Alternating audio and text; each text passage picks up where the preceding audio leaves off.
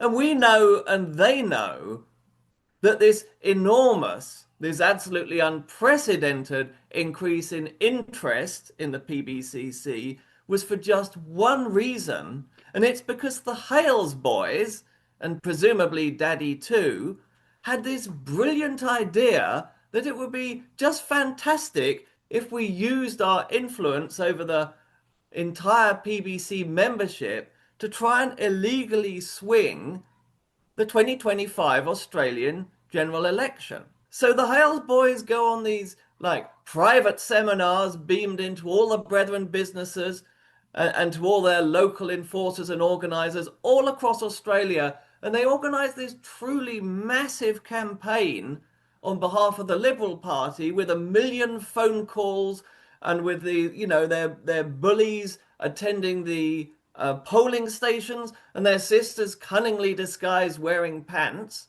And note that John Hales says that a woman wearing pants is an abomination. And they do all this. And of course, it doesn't work. In fact, it massively rebounds, not just against the Brethren, but against the Liberal Party of Australia.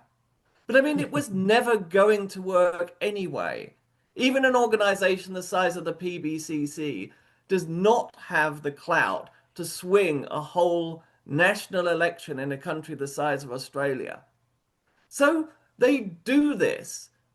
And, like an idiot throwing a brick straight up in the air and it landing on their head, it brings this huge reputational damage, massive public exposure to the Brethren. Whose fault is that? Whose fault is it that all this happened, that this calamity came on the PBCC? It's the Haleses' fault. They did this to you. They're the people who caused this calamity.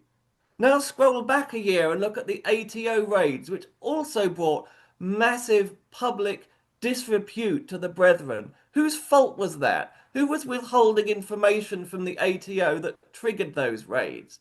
The Hales family. That's why that happened. Now go back 20 years to New Zealand election in 2005, where Bruce Hales instructed the Brethren in New Zealand to do exactly the same thing, to massively interfere in a national election, including hiring private investigators to stalk the Prime Minister and her husband. And it brings massive calamity and public reproach on the Brethren in New Zealand. Whose fault was that? Whose fault was that?